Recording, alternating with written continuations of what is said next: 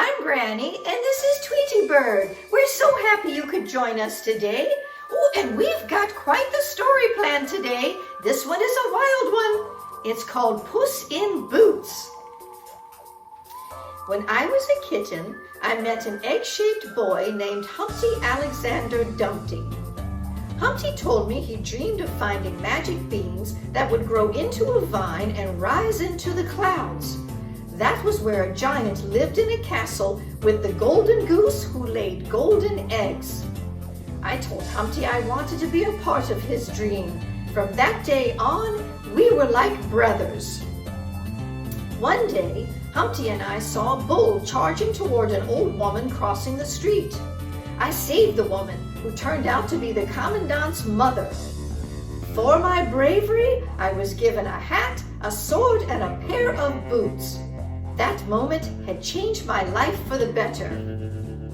Shortly after, Humpty tricked me into helping him rob a bank. The police chased us all the way to the town bridge. Our carriage flew over the edge, and the money Humpty had stolen was lost forever. "Puss, save me!"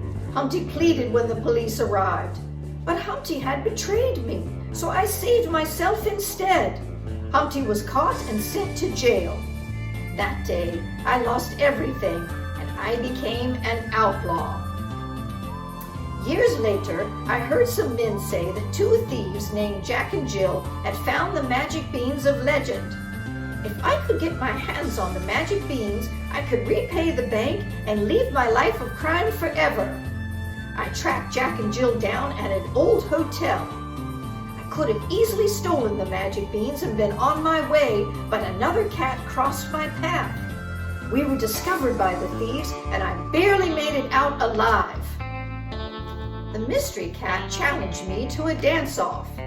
We matched each other move for move until he tore off his mask, and he was a she. "Senorita, wait, let me buy you some leche," I called, following her into a back room. Humpty was there. He was working with my dance foe, Master Thief Kitty Softpaws, to get the magic beans that would take him to the giant's castle and the golden eggs. Humpty needed my help. First, we had to steal the magic beans from Jack and Jill. Kitty and I snuck into their wagon. Humpty followed in his stagecoach so we could make our getaway. But Jack and Jill discovered us. Jack and Jill were hot on our trail when we came to a deadly drop. Kitty and I cried for Humpty to stop the stagecoach. I thought it was the end. "Giant's castle, here we come," Humpty said as he pulled a lever and we flew over the edge. We found the perfect place and planted the magic beans. Kaboom! The ground shook, and Kitty, Humpty, and I shot up into the air on a giant beanstalk. Soon we were playing in the clouds. "Somewhere down there," Humpty said, "are two little kids, and they're lying on a hill staring at the clouds, dreaming about the future." That was me and you, Puss. As we got closer to the golden goose, we heard angry screams. But the giant was long gone from his castle. The screams were coming from the legendary Great Terror. He tried to take the golden eggs and run, but they were too heavy.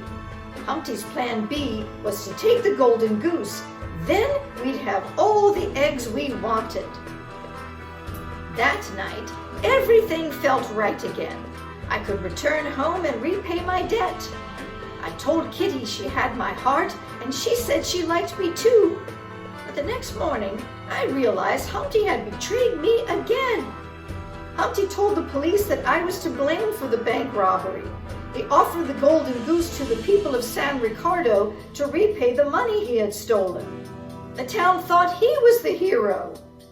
In jail, I learned that Humpty had plotted his revenge while he was locked up years before. Soon, Kitty helped me escape. Then I discovered that the Great Terror was the golden goose's mother and that the town was in danger. The first thing I did was find Humpty. "Get the baby over the bridge," I told Humpty. "I'll get the mother to follow." As we sped toward the bridge, the carriage slammed into the edge and the bridge started to crumble. The Great Terror fell over the side and into the water below. Humpty and the golden goose dangled off the edge of the bridge, but they were too heavy. I could not save them both. You have to get the baby goose back to her mother, Humpty told me. It's the only way to save San Ricardo. Then he let go. I pulled the golden goose up and gave the baby to her mother. Then I found Humpty. His shell had shattered, and underneath he was made entirely of gold. The Great Terror plucked Humpty from the ground and sailed off with him into the sky. I'm finally going home, Humpty cried, truly happy for the first time. As for me, I said goodbye to Humpty and to San Ricardo. I promised Kitty we would meet again soon. Sooner than you think, she told me. That was when I noticed she had stolen my boots. So began the chase again, but that is another story. Well, I told you that was a wild one, but Tweety Bird and I hope that you enjoyed it. Oh, I think our favorite part was the dance-off. Oh, if we only had a DJ. Is there a DJ in the house?